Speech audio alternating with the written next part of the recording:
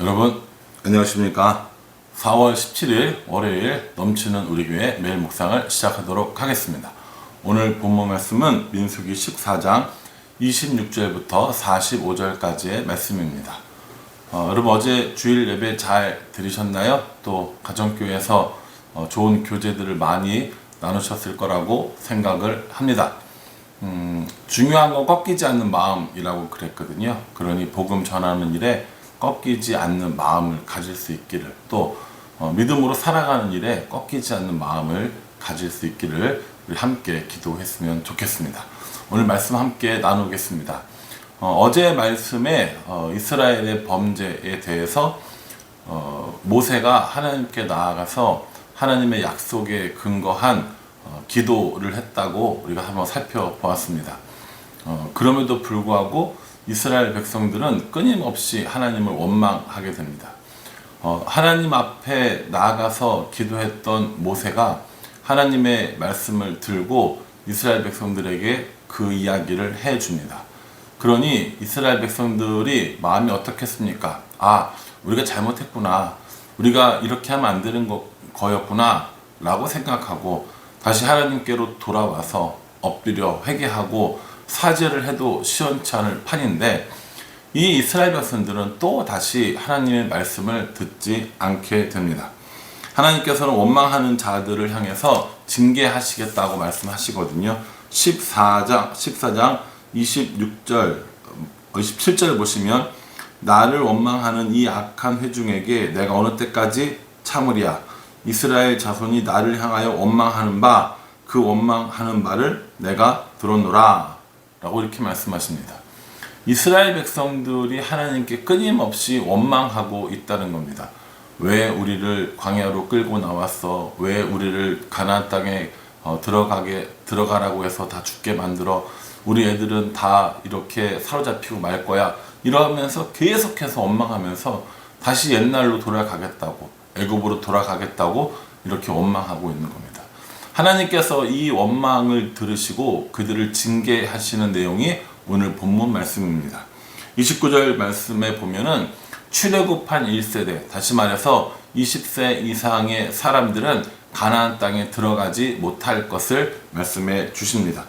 30절 말씀에 의하면 갈렙과 여호수아는 뺀다 이렇게 말씀하십니다.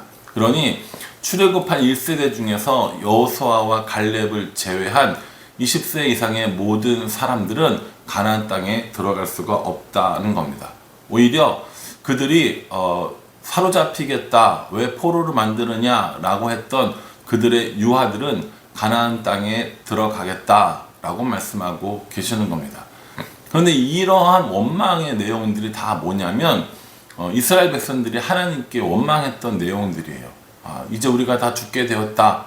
그래? 그렇게 말했으니까 그럼 너희는 가나안 땅에 못 들어가. 다 광야에서 죽게 될 거야 라고 말씀하셨고, 이제 우리의 처자들이 다 사로잡히게 되었다 라고 얘기했으니 그 사로잡힌 자들이 아니라 그들이 가나안 땅에 들어가게 될 것이다 라고 말씀해 주시는 겁니다. 그러니 하나님께서는 우리의 원망대로, 우리의 원망하는 말 그대로 갚아 주시겠노라 라고 말씀하고 계시는 겁니다. 광야에서, 그 가데스 바네아에서 가나안 땅을 정탐했던 날이 40일이거든요. 그래서 그 날을 하루를 1년으로 계산해서 40년 동안 광야에 떠돌다가 결국 1세대들은 다 죽게 되고 나머지 출애굽한 2세대들, 그들만 가나안 땅에 들어가게 될 것이다 라고 말씀해 주십니다. 정확히 이야기하면 40년에서 조금 모자라는 기간입니다. 그러면 하나님이 40년 계산을 못 하셨습니까? 이게 아니라 40년이라는 숫자는 일종의 상징적인 숫자이기도 하다는 겁니다. 이스라엘 백성들이 굉장히 중요하게 생각했던 몇몇 숫자들이 있잖아요. 그 중에 하나가 40이라는 겁니다. 가득 찼다라는 의미를 가지고 있거든요. 그래서 40년 동안 가나안 땅을 바라보면서 광야에서 죽어가는 그들을 충분히 징계하시고, 또한 출애굽한 2세대들을 충분히 훈련하시는 기간, 이것이 40년이라고 이렇게 말씀해 주고 계시는 겁니다. 그리고 나서 그 가나안 땅을 정탐했던 10명의 정탐꾼들은 악평하던 그 사람들은 재앙으로 인해서 죽음을 당했다라고 이렇게 말씀해 주고 계십니다. 그러니 결국 하나님에 대한 원망, 하나님에 대한 불평을 하나님께서는 다 하나하나 다 알고 계셨고 그 원망들을 다 갚아주시는 것들을 볼 수 있습니다. 우리들도 우리들의 삶 가운데 이런 원망의 것들이 있을 수가 있습니다. 잘 될 때는 내 탓으로 여기고 잘 안 되거나 벽에 부딪히거나 한계를 경험하게 될 때는 그것을 하나님의 탓으로 돌리는 경우들이 있다는 거죠. 이건 이스라엘 백성들에게만 해당되는 것이 아니라 우리들에게도 해당됩니다. 열심히 하고 최선을 다하고 그래서 잘 되면 나의 노력이고 나의 열심이라고 생각하는데 뭔가가 잘 안 되면 그건 나의 잘못이 아니라 하나님께서 우리를 돌보시지 않고 하나님께서 우리를 향한 사랑을 베푸시지 않았다라고 하면서 하나님을 원망하는 모습들을 보여준다는 거죠. 이스라엘 백성의 모습과 사실은 우리들의 모습은 별반 다르지 않다고 생각합니다. 입에 원망을 달고 사는 사람, 입에 불평을 달고 사는 사람, 이러한 사람들에게 오늘 이스라엘 백성들은 자신들의 삶으로 우리에게 큰 교훈을 주고 있는 것입니다. 그러니 우리는 어떻게 해야 합니까? 우리들의 입에서 원망과 불평보다는 기쁨과 감사의 말을 하는 것이 옳다고 생각합니다. 근데 이게 참 쉽지 않아요. 사실 사람들은 감사의 말보다 불평하는 말을 훨씬 더 쉽게 하거든요. 사람들은 격려하고 세우는 말보다 원망하는 말들을 훨씬 더 쉽게 하거든요. 그래서 우리들 입에 원망과 불평보다는 감사와 기쁨의 말들이 더 많아야 함에도 불구하고 우리들의 삶 가운데 잘 실천하지 못할 때가 참 많은 것 같습니다. 저도 사실 그런 부분들이 좀 있고요. 그러니 여러분, 우리가 이 말씀을 묵상하면서 오늘 이스라엘 백성들의 삶을 통하여 하나님께서 우리에게 도전을 주시는 겁니다. 원망과 불평의 말보다는 감사와 기쁨의 말을 하라는 거죠. 오늘 하루 지내시면서 여러분 원망과 불평의 말이 많았는지, 요즘 내 삶 가운데 어떤 말을 많이 하고 있는지 한번 살펴보고, 원망과 불평의 말이 많다면 이제 다시 하나님 앞에 기쁨과 감사의 말을 많이 하는 저와 여러분들이 되었으면 참 좋겠다라는 생각을 해보게 됩니다.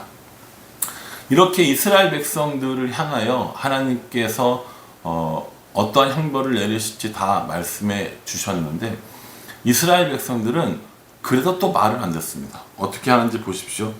40절 말씀에 보면 이렇게 얘기합니다. 아침에 일찍 일어나 산 꼭대기로 올라가며 이르되 보소서 우리가 여기 있나이다. 우리가 여호와께서 허락하신 곳으로 올라가리니 우리가 범죄하였음이니이다. 라고 이렇게 얘기합니다. 자신들이 범죄하였고 이제 우리는 하나님 말 잘 듣기 위해서 가나안 땅으로 올라간다. 그렇게 이야기를 하는 거예요. 지금 하나님께서 뭐라고 그랬었습니까? 너희는 그렇게 올라갈 수 없어. 너희는 안 돼. 이렇게 얘기했는데 이제 무슨 청개구리 심포처럼 우리 올라갈 겁니다. 하나님께서 허락하셨으니까 그 땅으로 올라갈 겁니다. 왜냐하면 우리가 앞에 얘기했던 것은 다 하나님 앞에 잘못한 것입니다. 라고 하면서 고집을 부리기 시작합니다. 42절에 보면 모세가 이렇게 얘기합니다. 여호와께서 너희 중에 계시지 아니하니 올라가지 말라. 너희의 대적 앞에서 패할까 하노라. 이렇게 얘기합니다. 하나님께서 너희 가운데 지금 계시지 않으니까 너희는 올라가 봐야 안 돼. 패하고 말 거야. 라고 이렇게 이야기를 하거든요. 그러면서 성막도 모세도 그들과 함께 움직이지 않습니다. 이스라엘은 광야에서 철저히 성막 중심으로 살아야 했습니다. 성막이 움직이면 같이 움직이고 성막이 멈추면 같이 멈췄어야 했습니다. 그런데 이제 원망을 쏟아내고 불평을 쏟아내고 하나님께서 그 일에 징계하시니까 이제 말 잘 듣겠다고 하면서 또 다시 하나님의 말씀을 어기는 것을 볼 수가 있습니다. 어떻게 생활하고 있어요? 말씀 가운데 생활하고 있습니까? 아니요.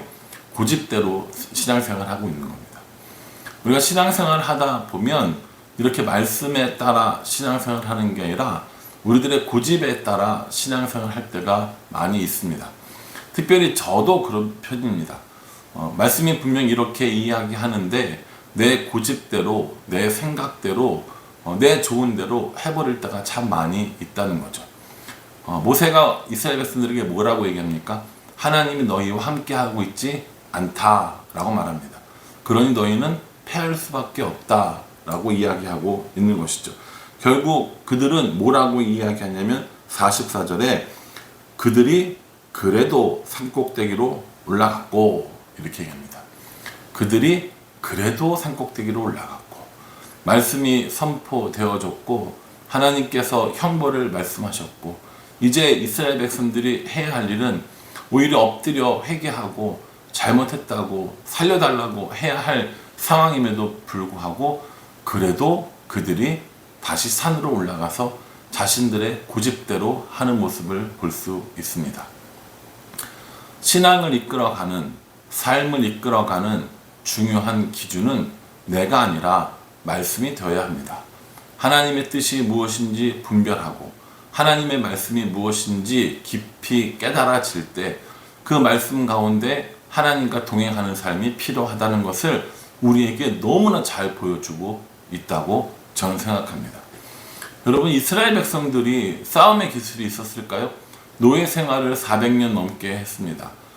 변변찮은 무기 가지고 가나안 땅에 있는 가나안인과 아말렉 사람들과 싸워서 이긴다는 건 불가능했습니다. 그들이 전쟁에서 이길 때는 하나님이 함께 하실 때였고 그들이 전쟁에서 패할 때는 하나님 말씀을 따르지 않고 자신들의 고집대로 할 때였습니다. 그러니 여러분, 우리들의 삶 가운데서도 분명한 건 싸움의 승패는 내가 가진 것에 있는 것이 아니라 내가 하나님과 얼마나 동행하는가에 달렸다는 겁니다. 내가 하나님과 동행하고 내가 하나님과 함께 할 때 우리에게 승리가 있다라는 것을 오늘 이 말씀을 우리에게 잘 보여주고 계십니다. 교회도 마찬가지라고 생각합니다. 내가 열심히 하고 내가 최선을 다해서 교회가 하나님의 교회가 되는 것이 아니라 하나님께서 우리 공동체와 우리 교회에 함께 하실 때 하나님의 교회가 되는 겁니다. 교회만 그렇겠습니까? 우리가 하는 사업도, 직장도, 가정도, 또 학교에서 공부하는 모든 일들도 결국 중요한 건 내가 지금 하나님과 함께 있는가, 혹은 하나님이 우리와 함께 계시는가의 문제라는 겁니다. 우리 모두 다 최선을 다한다고 이야기합니다. 열심히 산다고 이야기합니다. 아침부터 저녁까지 열심히 일하고 먼 거리 출퇴근하면서 고생하고 수고합니다. 아침부터 밤까지 일을 하고 공부를 하고 나름대로 최선을 다한다고 하지만 그 최선에 하나님이 계시지 않는 최선은 오히려 우리를 상하게 하고 우리를 망하게 하는 거라는 걸 이스라엘 백성들은 우리에게 잘 보여주고 계십니다. 그러니 사랑하는 성도 여러분, 오늘 이 묵상을 하면서 우리가 한번 점검해 봤으면 좋겠습니다. 내가 지금 하나님과 함께 있는가? 내가 지금 하나님과 함께 살아가고 있는가? 아니면 나의 고집과 나의 생각대로만 하고 있는가? 만약에 우리들의 삶이 우리들의 생각으로만 진행되어지고 우리들의 경험으로 혹은 우리들의 고집으로만 나아간다면 결국 이스라엘 백성들과 다른 결과를 얻어낼 수는 없습니다. 그 자리에서 멈춰서 내가 지금 하나님과 동행하고 있는가, 내 삶이 하나님 중심인가를 돌아보는 것, 그리고 그 말씀에 순종하려고 노력하는 것, 그것이 우리가 가질 수 있는 성공의 거의 유일한 법칙이라고 저는 생각합니다. 저 스스로를 먼저 돌아보겠습니다. 우리 교회가 또 내 삶이 하나님 중심으로 돌아가고 있는지, 아니면 나의 고집과 나의 판단, 나의 경험으로 움직이고 있는지 한번 돌아보면서 다른 어떤 것이 아니라 하나님 중심으로 또 하나님과 함께 사역하는, 또 살아가는 교회, 그리고 나의 사역, 나의 삶이 되기를 돌아보도록 하겠습니다. 여러분도 이 말씀 깊이 묵상하면서 하나님과 동행하는 것이 승리의 비결임을 알고 믿고 그렇게 살아갈 수 있기를 주님의 이름으로 축복합니다. 기도하겠습니다. 하나님, 원망하는 자들을 징계하셨습니다. 여호수아와 갈렙을 제외한 출애굽 1세들은 가나안 땅에 들어가지 못할 것을 말씀해 주셨습니다. 40년을 광야에서 방황해야 하고 악평하던 자들은 재앙으로 죽음을 당했습니다. 그래도 말을 안 듣는 이스라엘 백성들은 그들이 그래도 산꼭대기로 올라갔다고 이야기하고 있습니다. 결과는 패배였고 죽음이었습니다. 하나님, 우리가 이 말씀을 묵상하면서 승패는, 성공과 실패는 나의 실력, 나의 고집에 달려있는 것이 아니라 하나님과 함께 하는 것에 있다는 생각을 하며 나아갈 수 있도록 주님 인도하여 주시옵소서. 고집대로 살아가지 않고 말씀대로 하나님과 동행하는 삶을 살아갈 수 있도록 우리 모두를 인도하여 주시옵소서. 예수님의 이름으로 기도합니다. 아멘. 예, 여러분, 오늘 하루도 말씀과 동행하며 말씀의 인도함을 받으며 살아가는 하루가 될 수 있기를 주님의 이름으로 간절한 마음으로 기도하겠습니다. 감사합니다.